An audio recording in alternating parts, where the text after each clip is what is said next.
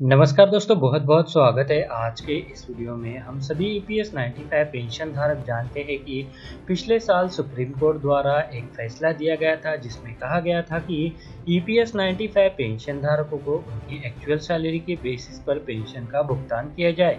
इससे लाखों पेंशन धारकों को फायदा होने वाला था, पर इसे जो लगभग एक साल हो चुका है, पर अभी भी ईपीएस 95 पेंशन धारक उच्चतम सैलरी पर हायर पेंशन के लिए वंचित है। तो जी हाँ दोस्तों, इसी के संदर्भ में आज हम इस वीडियो में जानकारी लेने वाले हैं, तो आप इस वीडियो के साथ अंत तक बने रहिए ताकि ये जो इम्पोर्टेंट अपडेट सुप्रीम कोर्ट के फैसले के बाद भी ईपीएस 95 पेंशनर जो कि उच्चतम सैलरी के बेसिस पर हायर पेंशन से वंचित है, तो इसके बारे में आप सभी को मिल सके।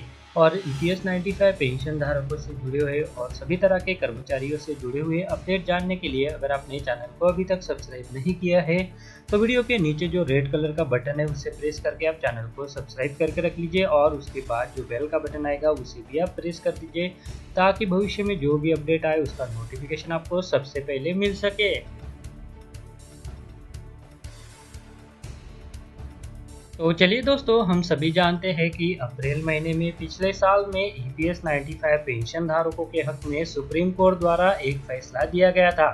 तो जी हाँ दोस्तों, आज हम इस वीडियो में जानने वाले हैं कि हायर पेंशन पर सुप्रीम कोर्ट के मुख्य फैसले के एक साल बाद भी पेंशनर लाभ से वंचित है। तो जी हाँ दोस्तों, आज से तकरीबन एक साल पहले यानी 1 अप्रैल 2019 को ईपीएस 1995 पेंशन धारकों के हित में फैसला सुनाते हुए और केरला हाई कोर्ट के फैसले को बरकरार रखकर सुप्रीम कोर्ट ने ईपीएस 95 पेंशनर्स को उनकी अंतिम महीने की सैलरी के हिसाब से पेंशन का भुगतान करने का आदेश दिया था। लेकिन आज एक साल से ज्यादा यहाँ पर पूरा हो गया है, उसके बाद भी ईपीएस 95 पेंशनर्स के हाथ में सुप्रीम कोर्ट के आदेशानुसार पेंशन नहीं आई है। आपको बता दें कि लंबे समय से चले आ रहे ईपीएस 95 पेंशन धारकों की पेंशन बढ़ोतरी और हायर पेंशन पर भुगतान के सुप्रीम कोर्ट के फैसले पर ईपीएफओ की ओर से दायर की गई पुनर्विचार याचिका के कारण यह मामला अभी तक सुप्रीम कोर्ट में ही अटका हुआ है। और हम सभी जानते हैं कि सुप्रीम कोर्ट भी इसके ऊपर जो तारीख है तो वो तारीख के ऊपर तारीख बढ़ा रहा है। ईपीएफओ की ओर से दायर पुनर्विचार याचिका को एक साल होने को है। ईपीएस 95 पेंशनर्स अपनी हायर पेंशन बढ़ोतरी के लिए इंतजार कर रहे हैं। इस एक साल में सुप्रीम कोर्ट ने इस मामले को कई बार आगे बढ़ाया है।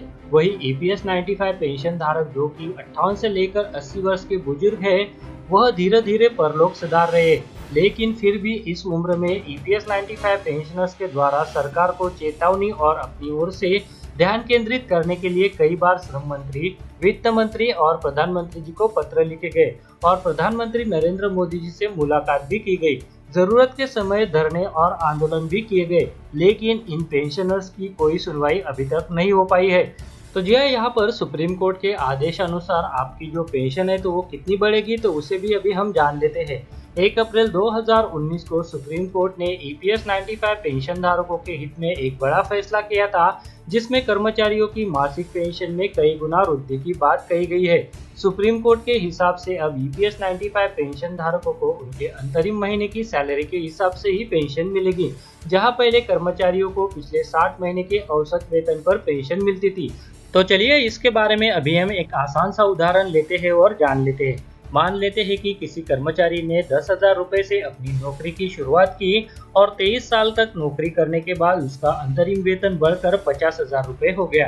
तब उस कर्मचारी की पेंशन की गणना 15,000 रुपए की सीलिंग राशि पर न होकर अंतरिम सैलरी जो 50,000 रुपए है तो उसके बेसिस पर होगी, जिसके हिसाब से एक 50,000 रुपए वेतन वाला कर्मचारी को नौकरी के कुल वर्ष +2 इंटू अंतरिम वेतन डिवाइड बाय 70 इस फॉर्मूले के हिसाब से पेंशन की गणना करनी होगी। तो जी हाँ दोस्तों, यहाँ पर ये जो +2 ईयर्स दिए गए हैं, तो जो कर्मचारी 20 साल तक अपना योगदान देते हैं तो उन कर्मचारियों के लिए 2 साल का बोनस मिलता है। यानी आपने अगर 21 साल या फिर 22 साल की नौकरी की है तो 21 साल में 2 ईयर्स और ऐड हो जाएंगे, और अगर आपने 22 साल नौकरी की है तो उस 22 में और 2 साल जो है वो ऐड हो जाएंगे। इस तरह से 23 और 24 के बेसिस पर उन कर्मचारियों की यहाँ पर गणना की जाएगी जिन्होंने 20 साल से अधिक जो है वो अपना योगदान दिया है। तो चलिए अभी जान लेते हैं कि ईपीएस 95 पेंशन धारकों की जो प्रमुख मांगे हैं तो वो क्या है। तो जैसा कि हम सभी जानते हैं कि ईपीएस 95 पेंशन धारक लंबे समय से अलग अलग एजुकेशन कर रहे हैं। दिल्ली में धरने दिए गए, माननीय प्रधानमंत्री, माननीय वित्त मंत्री और सभी सांसदों को जो है वो ईपीएस 95 पेंशन धारकों ने अपनी मांगों के संदर्भ में पत्र भी लिखे। तो चलिए यहाँ पर जान लेते हैं कि ईपीएस 95 पेंशन धारकों की जो मुख्य मांगे हैं तो वो क्या है।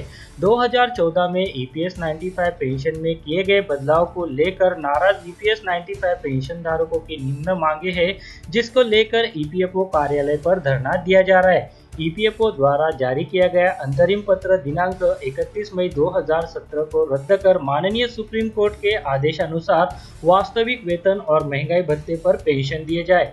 कम से कम 7,500 रुपये बेसिक और महंगाई भत्ता दिया जाए। सभी ईपीएस 95 पेंशन धारकों को और उनके परिवारों को फ्री में मेडिकल सुविधाएं दिए जाए। जिन सेवानिवृत्त कर्मचारियों को ईपीएस 95 पेंशन स्कीम में शामिल नहीं किया गया है, उन्हें योजना का सदस्य बनाया जाए या फिर 5,000 रुपये न्यूनतम पेंशन दिए जाए। तो जी हाँ दोस्तों, ये जो मुख्य मांगे हैं तो वो ईपीएस 95 पेंशन धारकों की है। साथ में यहाँ पर ईपीएस 95 पेंशन धारकों के हक में 1 साल पहले जो सुप्रीम कोर्ट में फैसला दिया गया था, तो उस फैसले के बाद भी जो है वो ईपीएस 95 पेंशन धारक अपनी हायर पेंशन से वंचित है, क्योंकि ईपीएफओ द्वारा एक रिव्यू पिटीशन जो है वो सुप्रीम कोर्ट में दायर किया गया है और इस रिव्यू पिटीशन के ऊपर आज तक जो है वो सुनवाई नहीं हो पाई, क्योंकि सुप्रीम कोर्ट द्वारा इसे जो है वो लगातार तारीख पे तारीख दी जा रही है। और अभी जो है वो फिलहाल लॉकडाउन के चलते सुप्रीम कोर्ट द्वारा अपना जो फंक्शन है वो काफी तरह से रिस्ट्रिक्ट किया गया है। जो इम्पोर्टेंट मैटर है तो केवल उनके ऊपर ही सुनवाई हो रही है।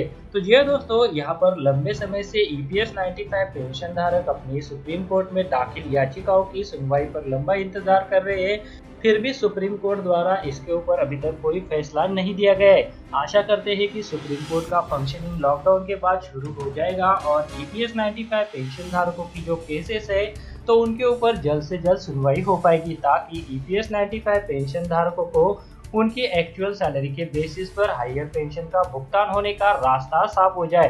तो जी दोस्तों, अगर आप भी यह चाहते हैं कि सुप्रीम कोर्ट में ईपीएस 95 पेंशन धारकों की केसेस के ऊपर जल्द से जल्द फैसला हो जाए, तो इस वीडियो को लाइक जरूर कीजिए और इस वीडियो के नीचे जो कमेंट बॉक्स है आप वहां पर आपकी राय जरूर बताइए और इस वीडियो को ज्यादा से ज्यादा ईपीएस 95 पेंशन धारकों के साथ शेयर कीजिए। तो बस दोस्तों, आज के इस वीडियो में बस इतना ही। आगे भी ऐसे अपडेट जानने के लिए अगर आपने चैनल को अभी तक सब्सक्राइब नहीं किया है तो वीडियो के नीचे जो रेड कलर का बटन है उसे प्रेस करके आप चैनल को सब्सक्राइब करके रख लीजिए और इसके बाद जो बेल का बटन आएगा उसे भी आप प्रेस कर दीजिए, ताकि भविष्य में जो भी अपडेट आए तो उसका नोटिफिकेशन आपको सबसे पहले मिल सके। पहले अगर आपने ट्रेडिंग अकाउंट अभी तक ओपन नहीं किया है तो वीडियो के डिस्क्रिप्शन में ट्रेडिंग अकाउंट ओपन करने के लिए मैंने लिंक दे के रखा है और अगर आप उस लिंक पर क्लिक करके ट्रेडिंग अकाउंट ओपन करते हैं तो आपको 300 रुपये का फ्लिपकार्ट वाउचर भी मिलेगा।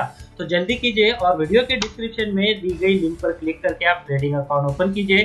ट्रेडिंग अकाउंट ओपन कैसे करना है तो इसके बारे में भी डिटेल वीडियो का लिंक आपको इस वीडियो के डिस्क्रिप्शन में मिल जाएगा। इस वीडियो को देखने के लिए आपका बहुत बहुत धन्यवाद। अगर आपको कोई सवाल है या फिर कोई कमेंट है तो आप इस वीडियो के नीचे जो कमेंट बॉक्स है वहाँ पे कर सकते हैं। और साथ में दोस्तों, अगर आप मेरे चैनल पर पहली बार विजिट करें तो मेरे चैनल को सब्सक्राइब कीजिए और जो उसके बाद बेल का आइकॉन आएगा उसे भी आप प्रेस कर दीजिए, ताकि मेरे जो आने वाले वीडियोज़ है वो सबसे पहले आपको देखने को मिल सके।